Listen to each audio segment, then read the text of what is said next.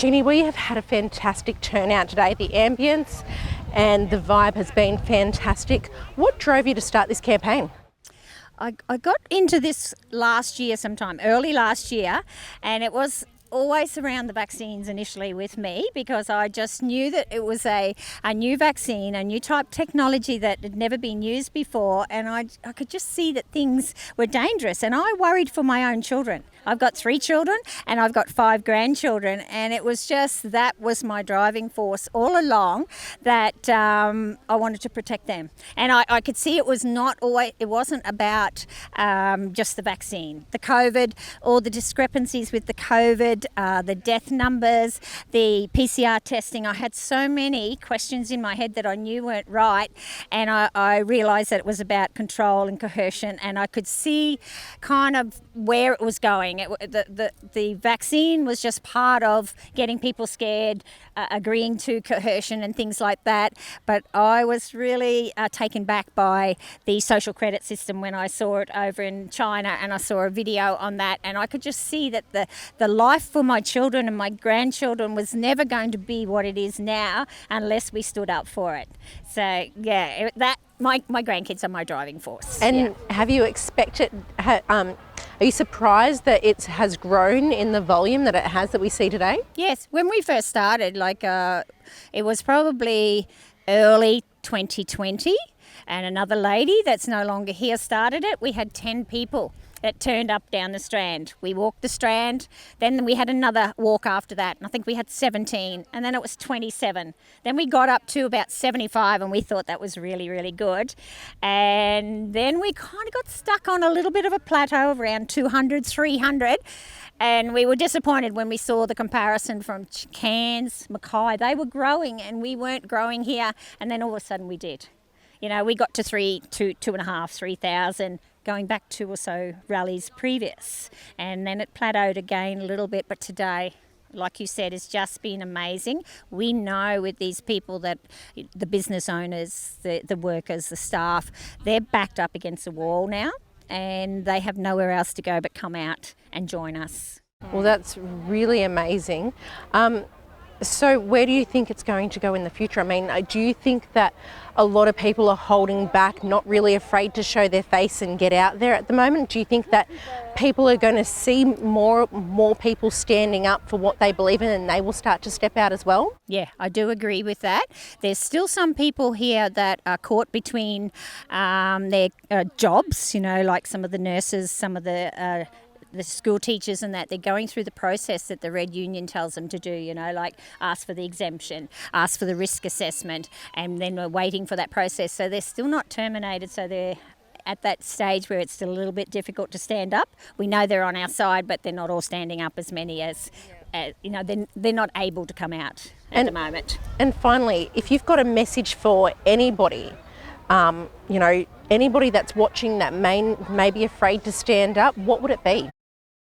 I would just say follow your heart, follow your gut feeling, because when you know that something's not right, for me, I'm going to actually be able to have no regrets, that I've done the best I can do. So people, if they don't want to live with that, the what ifs and I wish I had of, my kind of story that I tell people is, I hope in several years, I don't know how long it'll be, I'll be older, I'll be sitting around the table with my grandchildren, and I hope they will talk about this as history. And I can say that I actually did the most that I could do to the best of my ability. Gives me goosies, but that is actually what it's for. I may not make a big difference, but it is powerful to see people, to be able to bring these people out. And I think it's just like, we need to make a bit of a community now, because we've totally been segregated. We've been discriminated against, and they've lost that ability to go to different places. So I think, like, have picnics down the park, down the beach. We can do those things. We can start sharing gardening, although there is possibilities out there, and I think it's giving those people hope. instead of thinking that it's all doom and gloom, sometimes maybe something positive will come out. It's a bit like reversing society and going back to what we used to be like before, which is a bit like back in my times. Yes, community. Yeah. So it is. It's just stand up. I know the situation doesn't always allow people to stand up, but do the best that you can do at that time and just try to talk the truth, speak your truth. Well, I'm so honoured to be speaking to you today, and thank you for taking the time to speaking to me. Okay, thank you very much. So Pete, I'm so glad that you're here today. I'm so glad that you've given me the time to speak with me. I understand that you know a lot about common law, and this is basically your role within this movement. Can you tell me a bit about what got you into it? Basically, common law, I suppose, started with me about 1982, many years ago. But I didn't know as much as what I do now. I mean, I've learned a lot more as I've gone along.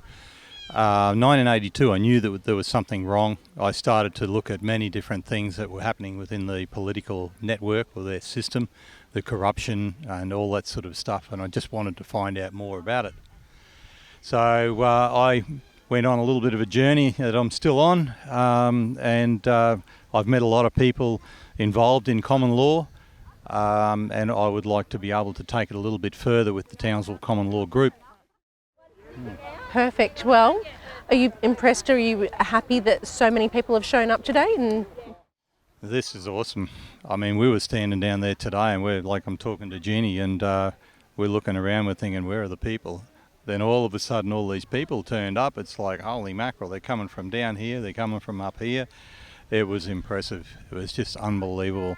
And we filled this park up. So I'm impressed with it. Very good day. Wonderful. Listen, I'm so glad that you've taken the time to talk to me today, and I'm so grateful that you've taken the time to talk to all these people, and share your knowledge and your information. I'm sure there's a lot of people out there that may have questions for you, and perhaps later on down the track you maybe, be able to share your information or where you get it from. And I just really appreciate that you've spoken to me, so thank you for your time. No, it was great. So we have a meeting this week coming up at Sheriff's Park, Wednesday at 5 o'clock. So anyone that wants to come along, it'll be Sheriff's Park, that's on Loves Lane. You're more than welcome to come along. Great group of people. They always sort of turn up with some new ideas, lots of questions. But we will be putting this group together in Townsville. It will be called Townsville Common Law Association. So we're just putting it together now. So just from today here, a lot of people have come up to me and asked me a lot about different things that have happened with the Velvet Revolution. The Velvet Revolution served the moratorium today. That happened at 12 o'clock today.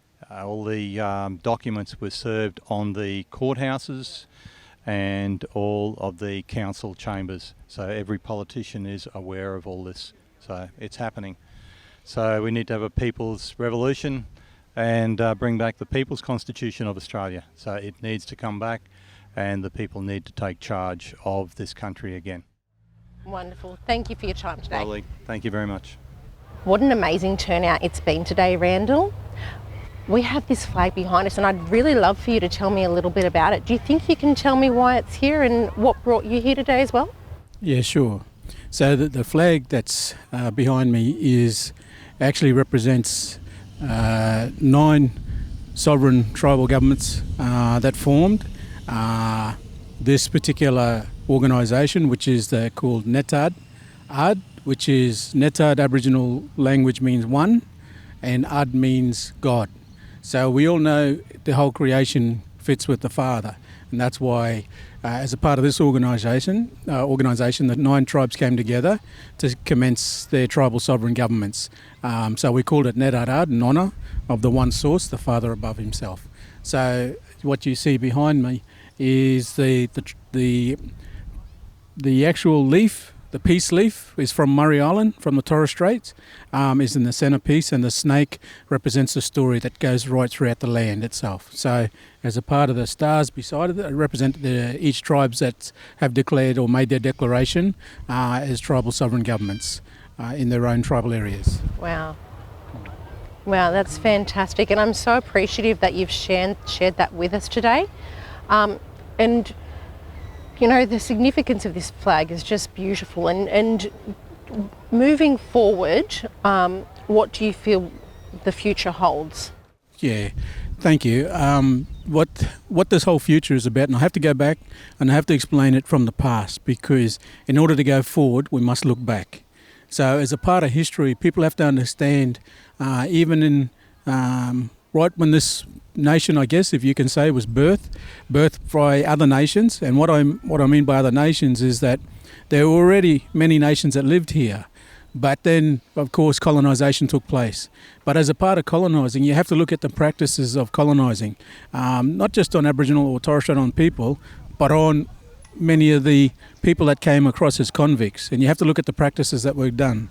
You know, and we talk about segregation and protection.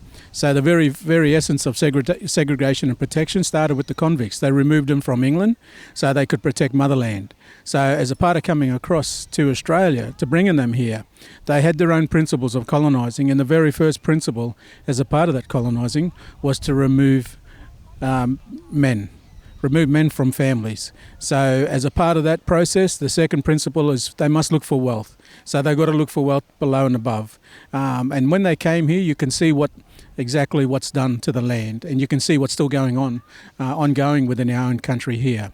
But the segregation and protection is what I want to focus on, because in 1890 is when they brought in the Act, Segregation and Protection, when they treated many of our people as under the Flora and Fauna Act.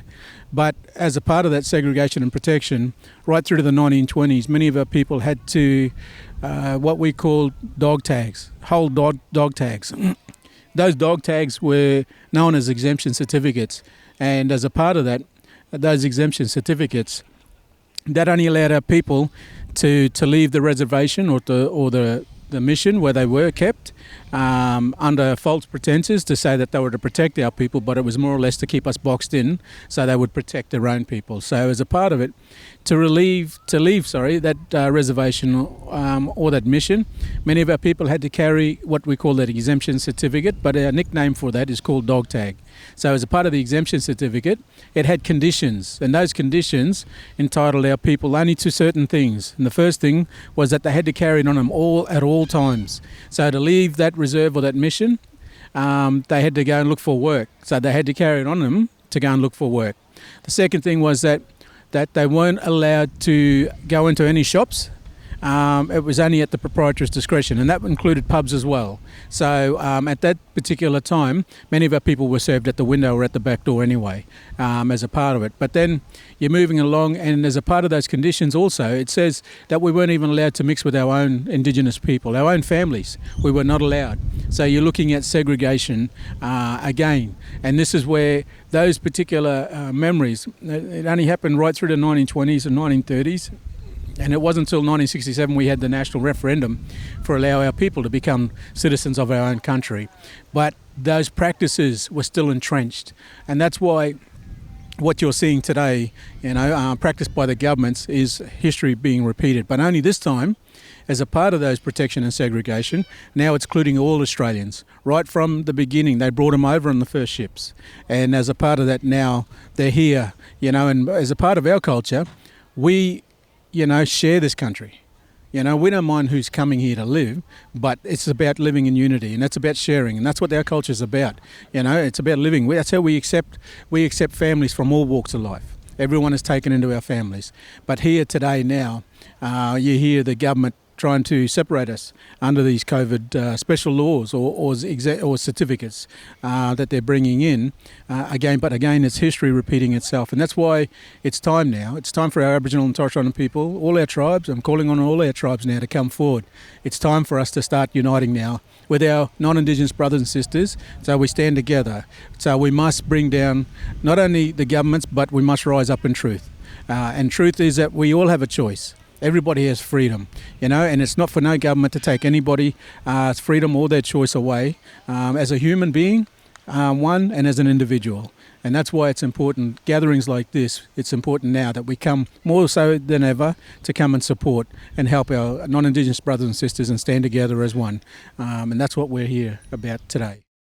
Listen, I appreciate you taking the time to talk to me, and I love the fact that you shared your story, and I'm really honoured that you felt, that you were able to share that. So thank you so much for your time.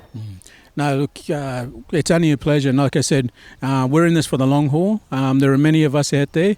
And as you see this flag, like I said, there are 21 tribes now as a part of this. It's growing, and it's growing weekly. More and more tribes are now realising that their sovereignty still exists and are now forming their own governments. And while we're doing this here, and it's it is spreading right across the country. And like I said, we will unite with others as we all form tribal governments. And then again, like I said, we're here to help many of our non-Indigenous brothers and sisters.